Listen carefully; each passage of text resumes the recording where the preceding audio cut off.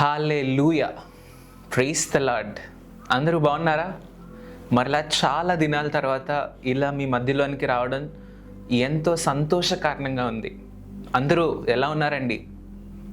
ఏంటి, ఎన్ని రోజులు అవుతుంది దేవుని యొక్క వాక్యం మీరు పంచుకోవడం లేదు, పాటలు కూడా ఇన్స్టాగ్రామ్లో రావడం లేదు అని అనేక మంది అడుగుతూ ఉన్నారు. కొన్ని అనిర్వయ కారణాల వల్ల మేము చేయలేకపోతున్నాం. బట్ దేవుని యొక్క మహాకృపను బట్టి మరలా దేవునిలో ఉజ్జీవింపబడుతూ దేవునిలో ప్రయాసపడడానికి మేము ముందుకొచ్చి ఉన్నాం. సో మీ అందరి ప్రార్థనలు, ఆశను దేవుడు ఆలకించి ఉన్నాడు. ఈరోజు మరలా దేవుని యొక్క వాక్యంతో మీ మధ్యలోనికి రావడం చాలా సంతోషంగా ఉంది.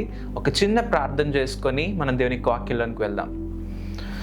పరిశుద్ధుడా, ప్రేమ కలిగిన తండ్రి, నీకు స్తోత్రాలు. ఇదిగో ప్రభా, ఈరోజు నీ యొక్క కృపను బట్టి మమ్మల్ని జ్ఞాపకం చేసుకున్నందుకు నీకు స్తోత్రాలు.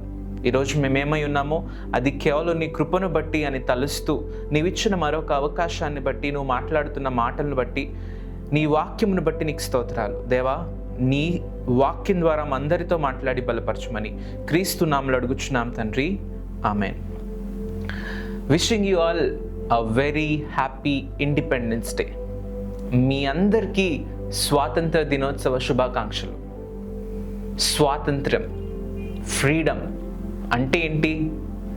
ఏం స్వాతంత్ర్యంలేండి, నా ఇంట్లో నా తల్లిదండ్రుల దగ్గర నాకు స్వాతంత్రం లేదు, నేను ఉంటున్నా కానీ నా భార్య దగ్గర నాకు స్వాతంత్రం లేదు, నా భర్తతో జీవిస్తున్నాను కానీ నా భర్త దగ్గర నాకు స్వాతంత్రం లేదు. ఎక్కడ చూసినా ప్రజలకు నిజమైన స్వాతంత్రం అనేది దొరకడం లేదు. అయితే ఈ నిజమైన స్వాతంత్రాన్ని గురించి బైబిల్ ఏం చెప్తుంది? బైబిల్లో దేవుని యొక్క మాటలు ఏం తెలియజేస్తూ ఉన్నాయి? ఒక నిజ స్వాతంత్రము ఎవరికి ఎప్పుడు వస్తుంది అనేటువంటి అంశాలు ఈరోజు దేవుని యొక్క వాక్యంలో నుంచి మనం చూసుకుందాం. ఫ్రీడమ్ గురించి మాట్లాడేటప్పుడు లేదా స్వాతంత్రాన్ని గురించి మాట్లాడేటప్పుడు మొదటిగా స్వాతంత్రం అంటే ఏంటి అనే ఆలోచన మనం కలిగి ఉండాలి. దేవుని యొక్క వాక్యం సెలవిస్తూ ఉంది, నేనే సత్యమును జీవమును మార్గమునై ఉన్నాను. సత్యము అనగా నిజము లేదా నిజమా అంటే ఒక విధంగా మనం పర్యాయ పదాలు చూసుకున్నాం అనుకోండి, స్వాతంత్రానికి ఫ్రీడమ్ అనే అర్థం వచ్చేటువంటి మాటలు కూడా ఉన్నాయి. అనేక సార్లు మనం ఆలోచన చేసేటప్పుడు మన జీవితంలో ఈ యొక్క సత్యాన్ని మనం పక్కన పెడతా ఉంటాం. మనం చేసే పని పాటలు కానివ్వండి, మనం చేసేటువంటి వివిధ రకాలైనటువంటి కార్యాలు కానివ్వండి, అబద్ధంతో కూడినటువంటి పనులు చాలా చేస్తూ ఉంటాం. కానీ దేవుని యొక్క వాక్యం సెలవిస్తూ ఉంది, క్రైస్తవులుగా పిలువబడుతూ, క్రీస్తు బిడ్డలుగా పిలువబడుతూ ఈరోజు మనలో ఎంతమంది నిజమైన మాట్లాడుతూ ఉన్నాం, నిజంగా దేవుని యొక్క వాక్యంలో ఎదుగుతూ ఉన్నాం? ఒక్కసారి గమనిస్తారా? మన జీవితాలు దేవునికి అంగీకారంగా ఉన్నాయా? ఏవి సత్యమైనవి, ఏవి మాన్యమైనవో దేవుడు పరీక్షించి చూడమన్నాడు కదా. మరి మీరు చూస్తున్నారా? మన జీవితంలో దేవుని గురించి మనం ఏం ఆలోచన చేస్తా ఉన్నాం? అనేక సార్లు ఆలోచన చేసేటప్పుడు ఈ లోకంలో ఏది సత్యమైనది, ఏవి మాన్యమైనది మీరు ఎలా పరిశీలిస్తున్నారు? దేవుని యొక్క వాక్యం సెలవిస్తూ ఉంది, క్రీస్తులో నిజమైన స్వాతంత్రము కలదు. True freedom is in Christ. నిజమైన స్వాతంత్రం అనేది కేవలం క్రీస్తులో మాత్రమే ఉందండి. అది ఎలా అంటారా? ఇప్పుడు ఒక వ్యక్తి దేన్నైనా నిర్మిస్తే ఏది సత్యమైనదో ఏది అసత్యమైనదో తెలిసిపోద్ది. ఈరోజు ప్రపంచంలో ఈ టెక్నాలజీ పెరుగుతున్న కొలది, ఆర్టిఫిషియల్ ఇంటెలిజెన్స్ వస్తున్న కొలది అనేక మంది ప్రజలు ఏది ఏఐ జనరేటెడ్, ఏది నార్మల్ అనేది తెలుసుకోలేకపోతా ఉన్నారు, లేదా చాలా మటుకు తెలిసిపోద్ది కూడా. అయితే ఈ సృష్టి అంతటినీ సృష్టించినటువంటి దేవుడు సత్యం తెలియదు అంటారా దేవునికి? ఈ సృష్టి అంతా చేసినటువంటి దేవునికి ఏది నిజమైనదో ఏది కాదో తెలియదంటారా? మన యేసయ్యకి అన్నీ తెలుసండి. దేవుని యొక్క వాక్యాన్ని మనం పరిశీలన చేస్తే యోహాను రాసిన పత్రిక 8వ అధ్యాయం 31వ వచనం నుంచి నేను చదువుతా ఉన్నాను, గమనించండి. John chapter 8 verse 31. యోహాను సువార్త 8వ అధ్యాయం 31వ వచనం నుంచి. కాబట్టి యేసు తనను నమ్మిన యూదులతో, మీరు నా వాక్యమందు నిలిచిన వారైతే నిజముగా నాకు శిష్యులయ్యుండి సత్యమును గ్రహించెదరు. సత్యాన్ని గ్రహించడానికి దేవుడు వారి యొక్క శిష్యులకు చెప్పిన ఒక మాట ఏంటి అంటే, మీరు నా వాక్యమందు నిలిచిన వారైతే నిజముగా. మొదటిగా మనం ఆలోచించాల్సిన విషయం, లేదా దేవుడు మనకు తెలియజేస్తున్న విషయం, సత్యాన్ని తెలుసుకోవాలి అంటే దేవుని యొక్క వాక్యమందు మనం నిలిచిన వారమై ఉండాలంట. ఈరోజు దేనిలో నిల్చున్నాం? ఎవడో చెప్పిన మాటల్లోనా? దేవుని వాక్యం మీదనా? ఎవరో విశ్వసిస్తున్న వాటి మీదనా? నీవు ప్రభువునందు విశ్వసిస్తున్న వాటి మీదనా? ఊర్లో 10 మంది 10 విషయాలు అంటారండి, మీరు దేన్ని పట్టుకుంటున్నారు? నన్ను 10 మంది అన్న మాటలే నేను పట్టించుకుంటానంటే మన జీవితంలో మనం ముందుకు ఎప్పుడు వెళ్తాం? దేవుని యొక్క మాటను నువ్వు కలిగి ఉన్నావా? దేవుని యొక్క వాక్యాన్ని నువ్వు కలిగి ఉన్నావా? దేవుని యొక్క వాక్యాన్ని మనం కలిగి ఉండేటప్పుడు ఆయన మనకు శక్తిని ఇస్తారు, సత్యాన్ని గ్రహింపజేసే ఆలోచనను దేవుడిస్తారంట. ఆయన వాక్యమందు నిలిచిన వారమైతే. ఆయన వాక్యమందు నిలిచి ఉన్నారా? మిమ్మల్ని మీరు పరీక్షించుకున్నారా? నా ప్రభువు నాతో ఎన్ని వాగ్దానాలు చేశారే, నా ప్రభువు నాకు ఎన్ని వాగ్దానాలు ఇచ్చారే, నేను ప్రభువునందు నిల్చున్నానా అనేటువంటి ఆలోచన మీరు కలిగి ఉన్నారా? దేవుని యొక్క వాక్యం సూటిగా మాట్లాడుతుందండి. ఎప్పుడైతే మనం సత్యమును గ్రహిస్తామో, సత్యాన్ని ఎప్పుడు గ్రహిస్తాం? దేవుని వాక్యమందు నిలిచి ఉన్నప్పుడు. దేవుని వాక్యమందు నిల్చున్నప్పుడు, సత్యాన్ని గ్రహించినప్పుడు, అప్పుడు దేవుడు అంటా ఉన్నాడు, 32వ వచనం నేను చదువుతా ఉన్నాను, అప్పుడు సత్యము మిమ్మును స్వతంత్రులుగా చేయునని చెప్పగా. ఎప్పుడు సత్యం మనల్ని స్వతంత్రాలుగా చేస్తుందంటే, ఎప్పుడైతే దేవుని వాక్యమందు నిలిచి ఉంటామో, సత్యాన్ని గ్రహించగలుగుతామో, అప్పుడు ఈ సత్యము మనలను స్వతంత్రులుగా చేస్తుంది. ఈరోజు స్వతంత్రులుగా ఉండాలని మీరు ఆశపడుతున్నారా? ఇంకా బందీనై బంధకాల్లో ఉండాలని ఆశపడుతున్నారా? ఓకే, స్వతంత్రత గురించి మీరు చెప్పారు, కానీ దేని నుంచి నేను స్వతంత్రించబడాలి? నేను బాగానే ఉన్నానే, ప్రపంచంలో స్వేచ్ఛగా తిరుగుతూ ఉన్నానే, నాకు కావాల్సినట్టు పబ్స్కి క్లబ్స్కి వెళ్తూ ఉన్నానే, నా ఫ్రెండ్స్తో విచ్చలవిడి జీవితాన్ని కలిగి ఉన్నానే, నేను త్రాగుబోతుతనాన్ని కలిగి ఉన్నానే, నేను స్మోకింగ్ని కలిగి ఉన్నాను, నేను అనేకమైనటువంటి విషయాలు నేను ఆల్రెడీ చేస్తున్నానే, నాకెందుకు స్వాతంత్రం అనుకుంటున్నారా? అది కాదండి దేవుడు కోరుకునేది. మనం దేనికి బానిసై ఉన్నాం? వేటి విషయమై మనం దేవునికి దూరంగా ఉన్నాం? దేవుని యొక్క వాక్యం సెలవిస్తూ ఉంది. రోమీయులకు రాసిన పత్రిక ఒకసారి తెరుద్దామండి. రోమన్స్ చాప్టర్ 6, రోమీయులకు రాసిన పత్రిక 6వ అధ్యాయం నేను చదువుతా ఉన్నాను, దయచేసి గమనించండి. అలాగైనా ఏమందుము? కృప విస్తరింపవలనని పాపమందు నిలిచియుందుమా? దేవుడు మన ఎడల దినము కృప చూపిస్తూ ఉన్నాడండి. ప్రతి దినం ఆయన కృప చూపిస్తూ ఉన్నాడు. అలా అని కృప దేవుడు చూపిస్తున్నాడు కదా, కృప విస్తరింపజేస్తుంది కదా, సో నేను పాపంలో ఉండొచ్చా? పాపంలో నిలిచి ఉందునా?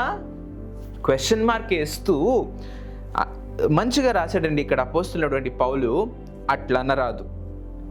పాపము విషయమై చనిపోయిన మనము ఇక మీదట ఎలాగు దానిలో జీవించుదుము?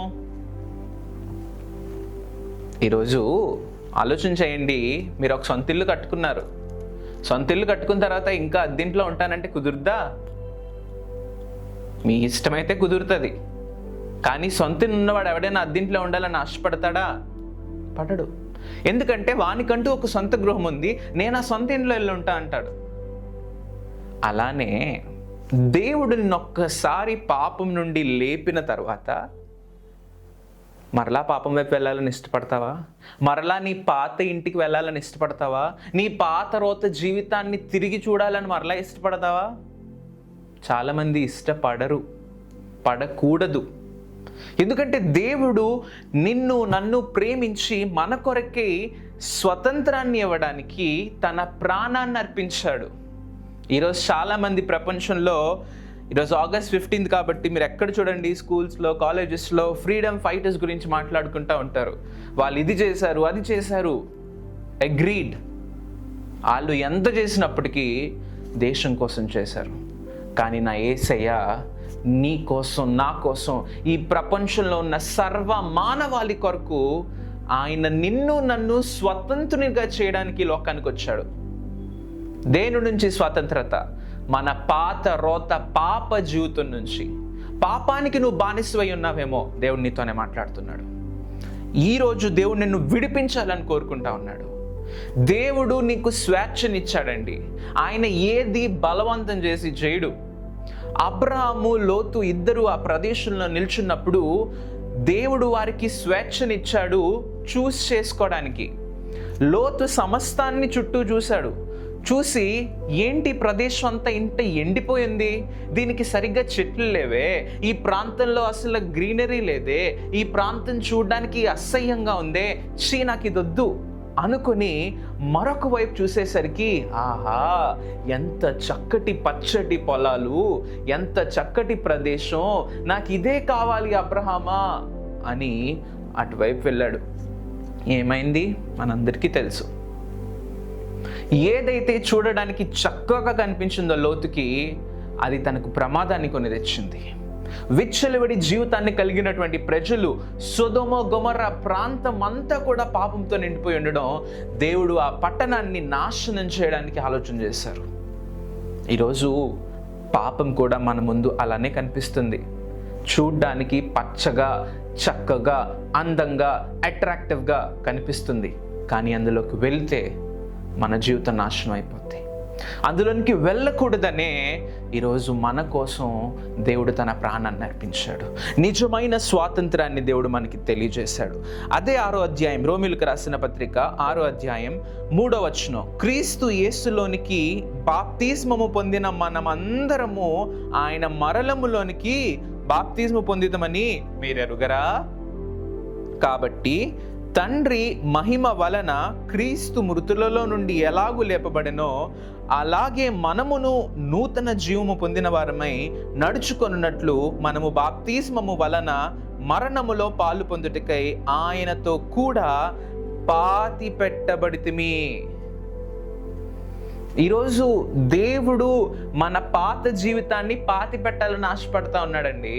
ఇంకా మనం కావలసినట్టుగా జీవించాలి, నాకు ఇష్టం వచ్చినట్లు నేను బ్రతుకుతానంటే అవ్వదు. దేవుడు నిన్ను నూతనమైన వాటి కొరకు ఏర్పాటు చేయాలని, నీ కొరకు గొప్ప ప్రణాళిక కలిగి ఉన్నాడు. ప్రేమైన సహోదరి సహోదరుడా, ఈరోజు దేవుడు నీతోనే మాట్లాడుతూ ఉన్నాడు. నిన్ను సృష్టించిన నీ సృష్టికర్త నీకు స్వేచ్ఛనివ్వడానికి ఆశపడతా ఉన్నాడు. పొందుకోవడానికి నువ్వు ఇష్టపడతా ఉన్నావా? దేవుడు నిన్ను బలవంతం చేయడు. ఎవ్వరిని దేవుడు బలవంతం చేయడు. అన్ని నీ ముందు ఉంచాడు. ఏది మంచిది, ఏది చెడ్డది, ఏది శ్రేష్టమైనది, ఏది కాదు, అన్ని నీ ముందుంచి నిన్ను చూస్ చేసుకోమంటా ఉన్నాడు.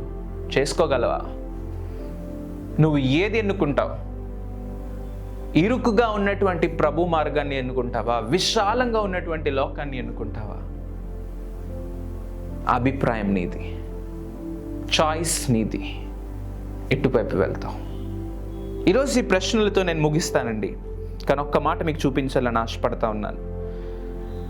అదే రోమీయులకు రాసిన పత్రిక 6వ అధ్యాయం 22-23 వచనాలు, ఆయనను ఇప్పుడు పాపము నుండి విమోచింపబడి దేవునికి దాసులైనందున పరిశుద్ధత కలుగుటయే మీకు ఫలము, దాని అంతము నిత్య జీవము. క్రీస్తు యేసునందుంటే మీ ఫలము పరిశుద్ధత, దానికి బెనిఫిట్, దానికి గిఫ్ట్, దేవుడిచ్చేదేంటి? బహుమతి అంటే నిత్య జీవం. ఎలా అనగా పాపము వలన వచ్చు జీతము మరణము, అయితే దేవుని కృపావరము మన ప్రభువైన క్రీస్తు యేసునందు నిత్య జీవము. పాపం చేస్తే నీకొచ్చేటువంటి బహుమతి మరణం, క్రీస్తులో ఉంటే నీకొచ్చేటువంటి బహుమానం నిత్య జీవం. కోరిక నీదే, ఆశ నీదే, చాయిస్ నీదే. ఏం కోరుకుంటున్నావు? ఈరోజు దేవుడు మీతో మాట్లాడుతూ ఉన్నాడు. మన దేవుడు ఎంత ప్రేమమయుడంటే అండి, మనం ఆయనను ఎంత బాధ పెట్టినా ఆయన ఇంకా ప్రేమిస్తాడు. నువ్వు ఎంత దుఃఖపరిచినా, బిడ్డ సరే ఈ ఒక్కసారికి నేను క్షమిస్తున్నాను, నా దరికి రా. దరి చేర్చుకునే దేవుడు, మన ప్రాణమైన దేవుడు, నిన్ను ప్రాణం కంటే ఎక్కువ ప్రేమించే దేవుడు.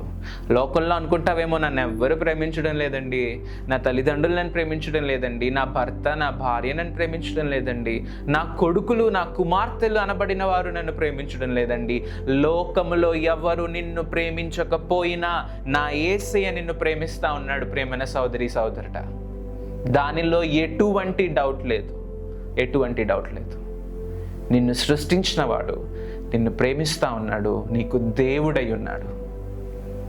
కళ్ళు మూసుకుందాం, ప్రార్థన చేద్దాం. ప్రార్థన. యేసయ్య, మేము విన్న ఈ కొద్ది మాటలు మా జీవితంలో ఫలాన్ని చూపించాలి. ఈరోజు ప్రపంచమంతా స్వాతంత్ర దినోత్సవం చేసుకుంటా ఉంది, కానీ నీలోనే నాకు నిజమైన స్వాతంత్రం, నా పాపం నుండి నాకు విడుదల దయచే. ఈరోజు మీరు ఎక్కడి నుంచి చూస్తున్నప్పటికీ ఈ ప్రార్థన చేయండి. మీరు దేనితో సహవాసం చేస్తూ ఉన్నారు? దేనికి మీరు బానిసలుగా ఉన్నారు? దేనిని మీరు సేవిస్తూ ఉన్నారు? దేవుణ్ణి సేవిస్తూ ఉన్నారా? సాతాన్ని సేవిస్తూ ఉన్నారా? ప్రభువా, ప్రతి సాతాను కార్యం నుంచి మాకు విడుదల దయచేయండి. ఈ మాటలు వింటున్న ప్రతి ఒక్కరి హృదయంలో నువ్వు కార్యం జరిగించయ్యా. అవునయ్యా, నీకు దూరంగా వెళ్ళిపోయామయ్యా, నిన్ను దుఃఖపరిచామయ్యా, ఆయనను మమ్మల్ని ప్రేమించే దేవుడు నువ్వే అని మేము తెలుసుకోవడానికి మాకు సహాయం దయచేయి. లోకమంతా విడిచిపెట్టినా నువ్వు విడువని దేవుడు. నిజమైన స్వాతంత్రం కేవలం నీవు నాకే ఇచ్చి ఉన్నావు, నాలో ఇచ్చి ఉన్నావు ప్రభువా. నువ్వెంతైనా నమ్మదగిన దేవుడు ప్రభువా. యేసయ్యా, ఈ మాటలు విన్న ప్రతి ఒక్కరిని జ్ఞాపకం చేసుకోండి. ఈ మాటలు మా జీవితంలో చెరగని ముద్ర వలె స్థాపించబడుటకు నీ సహాయం అనుగ్రహించమని క్రీస్తు నామములో అడుగుచున్నాం తండ్రి. Amen. Praise the lord. Hallelujah.